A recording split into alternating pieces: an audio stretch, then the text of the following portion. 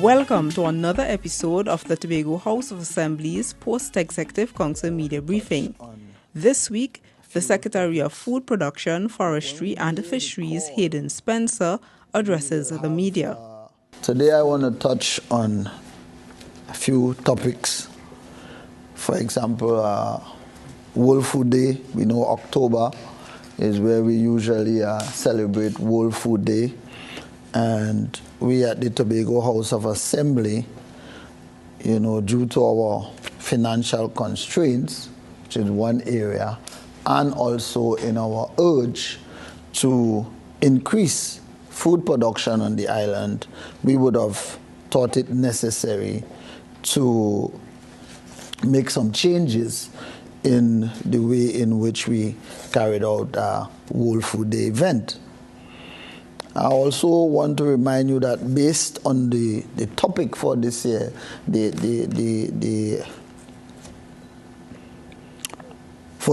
theme for this year World Food Day is change the future of migration, invest in food security and rural development.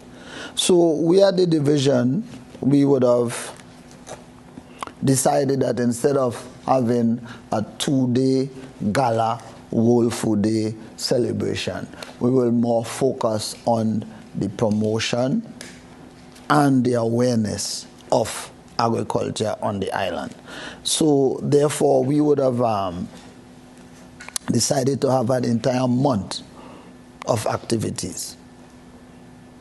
An entire month of activities indicating the awareness. So I would have mentioned before about this entire month of activities. What I'm actually here to bring to Tobago and to members of the media is just the itinerary, the calendar of events for the entire month as it relates to World Food Day activities. So on Monday, the 2nd of October, we will have school activities, the spoken word, speech band, and poster competitions. On Tuesday, the 3rd of October, we will continue with the very said school activities, spoken word, speech band, and poster competition. Wednesday, well, that entire week right up to the 6th of October will be school activities. And you're wondering why an entire week of school activities? In order for us to, when we speak about awareness and development of the agriculture industry, it's very important now that we target the youths so that we can actually get them involved in agricultural activities from a tender age so that they grow, accustomed to it. Back in the days, in the olden days when agriculture and food production was, Tobago was the breadbasket of Trinidad and Tobago. So we are trying to reintroduce it at another level, at the school level, and so on, so that we can really transform the agriculture sector into a vibrant economic sector as part of the diversification of the economy. So on the following week, the 9th of October, we will do a registration process for livestock and agro processors where we'll have seminars.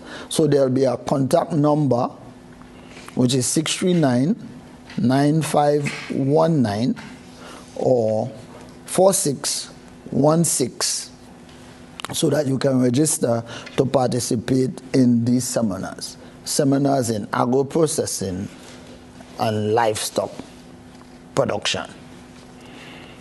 On the 10th of October, we'll be having an open day program at Tractor Pool. All are invited to these open day programs so that you can actually have a demonstration of what these tractors are for and what they do as it relates to agriculture. On the 11th, we'll be having a seminar at the Blemin. Right? This seminar deals with livestock again in small ruminants. All right, sheep and goat and rabbit. We'll continue again on the 12th of October with our livestock program at Blemen. These programs start at 9 a.m. and ends at 2 p.m. So it's a all-day activity. On the 13th, it's a public holiday, so we won't be having any activities. All right, on the 16th, what we'll have is actually the opening ceremony of the World Food Day for this year at the Scarborough Library at 10 a.m. and we'll have a mini exhibition at the Gardenside Street car park. That's on the 16th, starting at 10 a.m. On the 17th, we have open day at Lewisdorf demonstration nurseries, and this is where the public will be invited to see, plant propagation, seedlings, how you sow plants, the actual where you start. So again, all members of the public are invited. On the 18th, there's a public holiday again. We will not be having any activities on that day.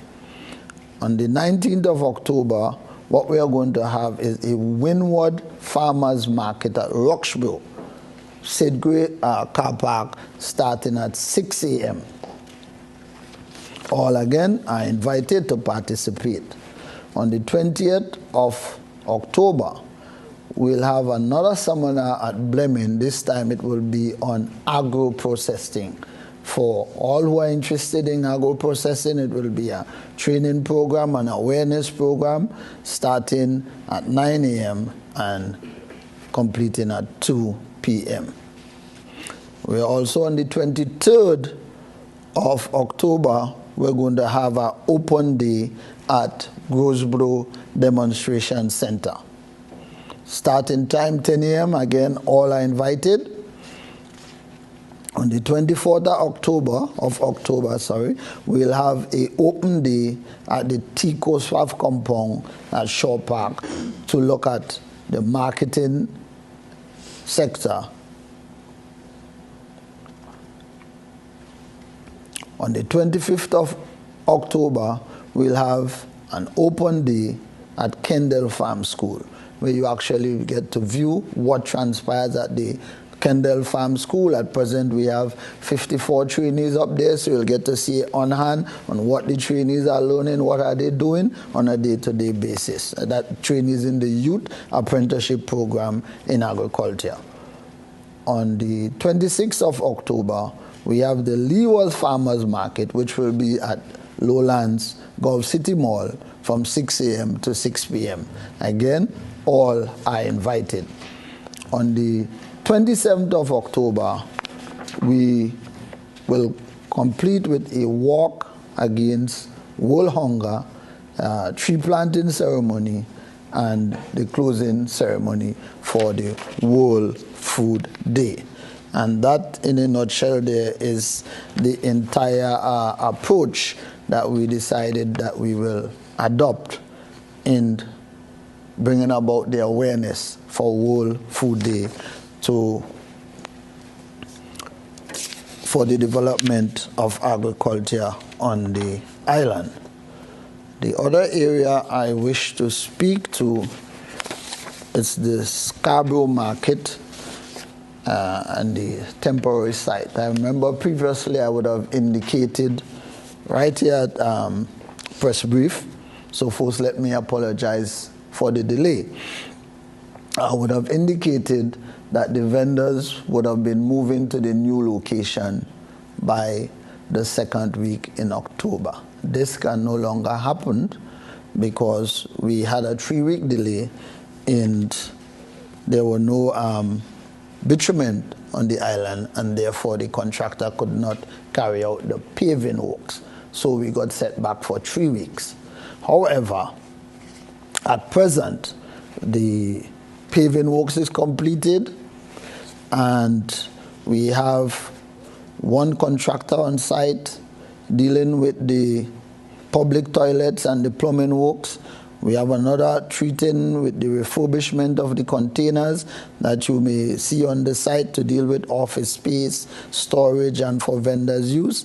And then we have a third contractor that is treating with the relocation of the containers from where they were being stored at Canaan. So at present, work is going on the temporary site.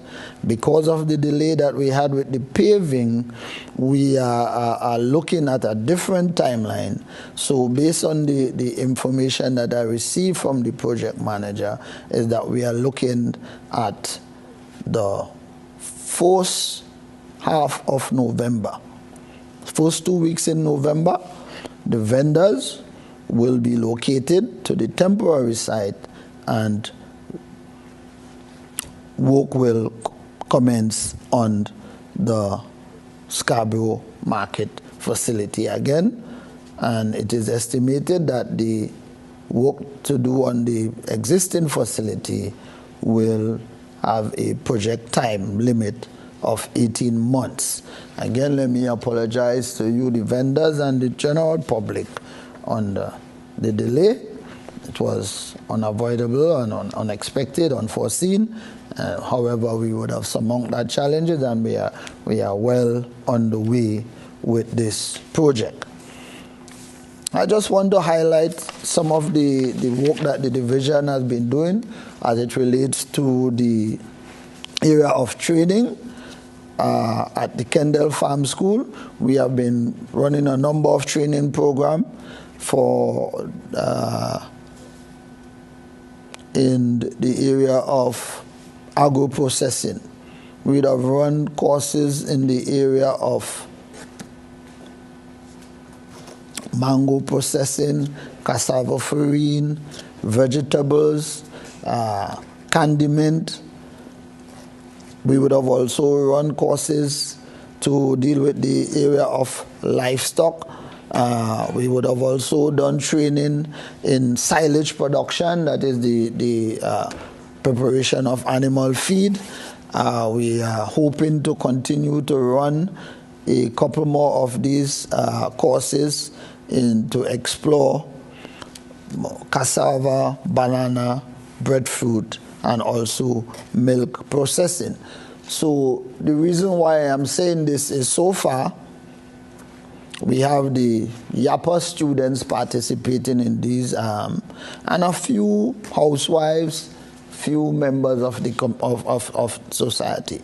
So I am pleading with you, the public, you know, agro-processing, agriculture, this is the way Tobago has to go. We have to do that diversification. So it's all for the housewife. You have a little spare time, you can learn to do something to make that extra income. We are offering it for free at the Kendall Farm School. So I'm just pleading with you, the public, to make yourself available for to participate in these programs. So we'll be publishing soon when the programs will start again in October. And I just want to remind the public again that you would have heard before from the division on the opening of the hunting season. I just want to reiterate at this time, the hunting season will be opened from the 1st of October. However, that doesn't mean that anyone could just decide, I'm going to go hunting today.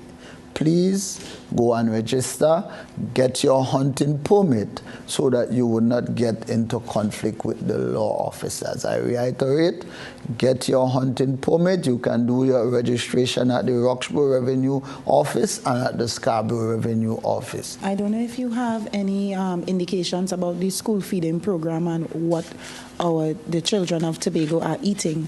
You have any, in terms of food production, you have any contributions as to agricultural produce that children of Tobago are consuming? Because many people are not happy with what they are receiving in the box lunches. Well, at present, what we are doing actually is a good time. This is a timely question, because basically the motion in the House tomorrow tends to treat with that entire program.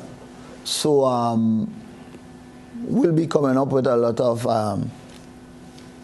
ideas as to how we can, change that present situation. So it is something that consultations and so on has to take place, meeting with the necessary contractors that would have been contracted to supply the school with food, and actually getting back there to actually sit down, and we must discuss what is a good nutrition program. But besides discussing what is a good nutrition program, we know what the issues are. I mean, some of us here have children, and you know that if you put down a box of KFC, and let's say you put some provision here, the KFC gone, and the provision will remain there. They are not interested in that. How do we get our children to see that, okay, the banana and the cassava and the local things and the dasheen bush and so on, it's more healthy for you than the KFC? How do we do that? It has to taste good, It has to taste delicious. Because, as adults, if we are fed food that it doesn't taste good, we will leave it back too. Many times I buy food on the streets of Tobago to support others, and it doesn't taste good. I throw it away. So, if you, yes, in terms of giving your children produce, etc., but it has to also taste good. Yes, I'm in agreement with you with the taste. But then what we have to also do is to educate our children that sometimes necessarily taste good, that doesn't mean it is good for you. Right? So we have to give them the information so that they can make an informative choice. And I believe at this stage it is very important that the information be made available. So when a person is choosing, they must be able to choose because they have that knowledge base, right? So I think it's to create a balance, to be able to strike a balance. Because I'm not saying that, okay, the KFC is totally not good. But then let's look at the reality. How do you prepare a balanced meal then? It's not one-sided. So this is where now the consultation and the collaboration and having all the nutritionists and so on board in really dealing with a matter like this. What is the overall cost in terms of World Food Day? Because you said it's a month of activities. Yes. And also the other question is, what will be the estimated cost for the 18 months where the Scarborough Market will be refurbished? Interestingly, that this entire month of activities, if you look at it, in times past, World Food Day was like on a competition basis, where prizes were the order of the day. Okay? So in the past, as of last year, World Food Day was in the vicinity of $1.8 million. This program that I just outlined there to you is $250,000 it's costing the Tobago House of Assembly. But if you really look at the program and you buy into it, you will recognize that it's more an awareness of getting people involved in farming. Training is part of the whole aspect and not just a competition to give away prices. Okay? So it's like, as the Chief Secretary said, it's business as unusual. You have to look at value for your money and changing the mindset of our people. It's very critical at this time. Okay, and the 18-month cost. Okay, the 18-month cost now, that is the refurbishment of the Scarborough Market. Mm-hmm. The refurbishment of the Scarborough Market is in the vicinity, I think, of $26 million. So, based on the information that I received, it's actually a rebuilding of the market. It's not just you go in and do a facelift, because the entire structure of the market is, it's done its time. So it's basically rebuilding a market. Last week, the Secretary for Tourism came and she would have spoken to us about the upcoming Blue Food Festival. Now, you are the Secretary for Agriculture, and I was wondering if you would have the statistics of how much of that blue food is actually produced in Tobago for that upcoming festival.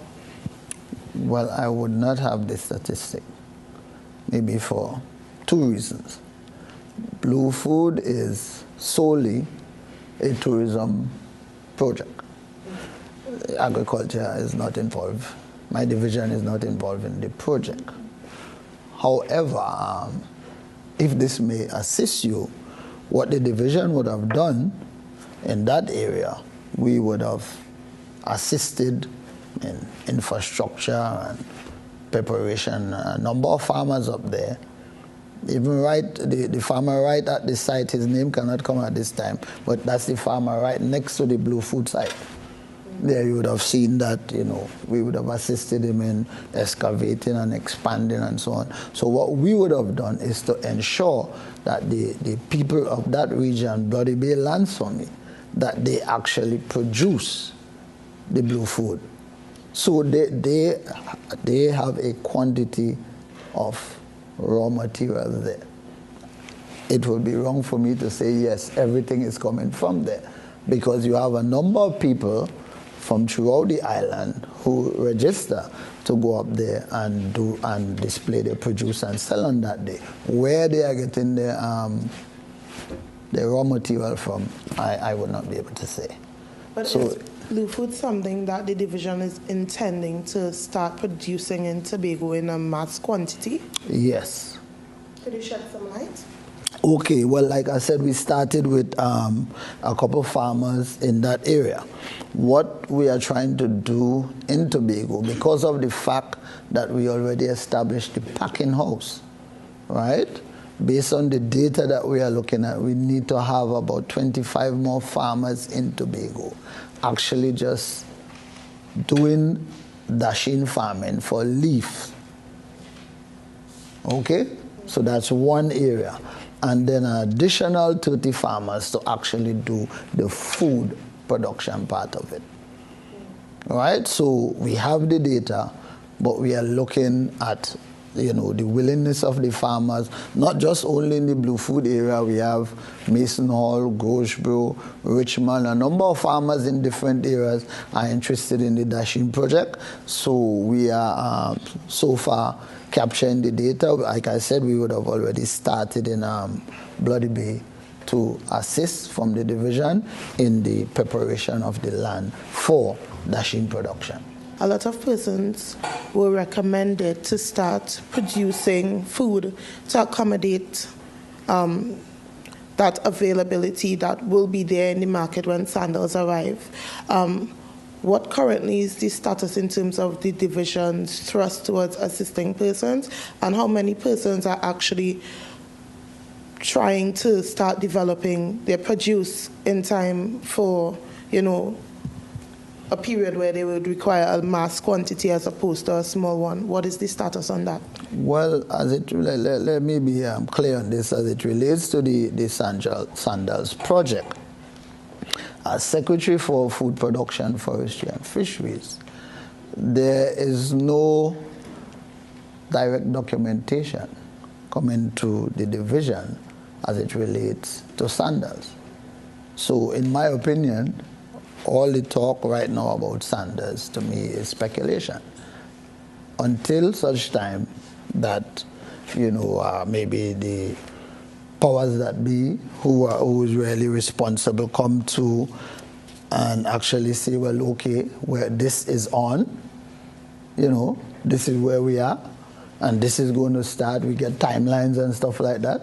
So my task right now as Secretary of Food Production, Forestry and Fisheries is to prepare the farmers to supply the local market, supply the regional market like our neighbors in Trinidad, Caribbean, and prepare themselves for export. Now, if Sandals happens to be a project that is on, then you are in readiness for such project. Okay? But I'm not going to say to a farmer, do this for sandals. That has not come to my desk as yet. Any information as it relates to sandals. So as Secretary of Food Production, I would not be able to tell you anything as it relates to sandals.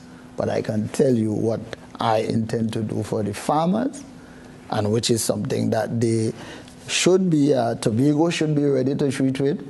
When you look on a day-to-day basis, you see the majority of food is coming from Trinidad to Tobago.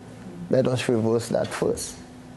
Let us ensure that we get our people, when we say buy local and eat local, it must also be grown locally, right? So that's the first step. We must be able to supply our peasant cadre of hotels, restaurants, guest houses with food that is grown in Tobago. I think that is the challenge that we should be looking at first. And then when we get there, if sandals happen to come on stream, then we just take it to the next level.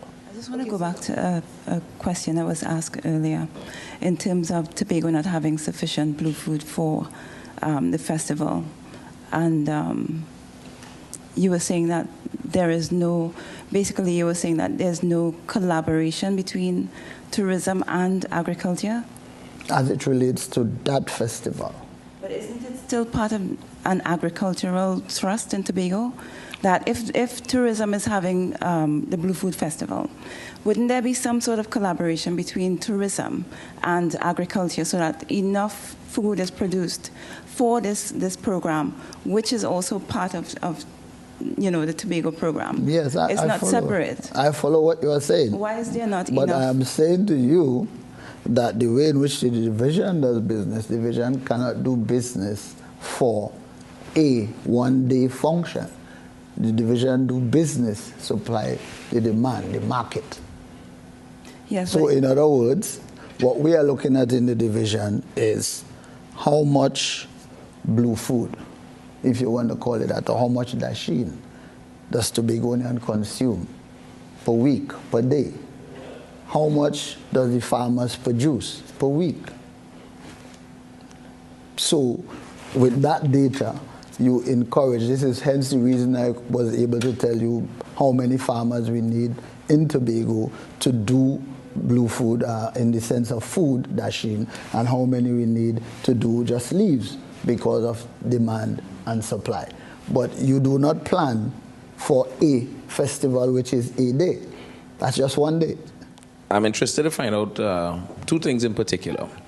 How many students are really looking at agriculture and going to these agricultural schools? What was the attendee level like? Is it satisfactory? Is it building? Is it growing? And what's being done to increase that? Let me give you a perfect example. I've been in agriculture division since 2013. And we'd have run this YAPA program from 2013 right up to 2016. And the most student we had attending back then was 15. But when we made the call as an assembly in 2017, and the information is out there that tourism and agriculture is where the country have to go to do that divestment, we would have seen a change in the mindset of the young people. So for the very first time at Kendall, we have 52 students. This semester? This semester, this year, 52. So I'm saying the response is good. Thank you for staying with us for the Tobago House of Assembly's Post-Executive Council Media Briefing for the week ending September 30th, 2017.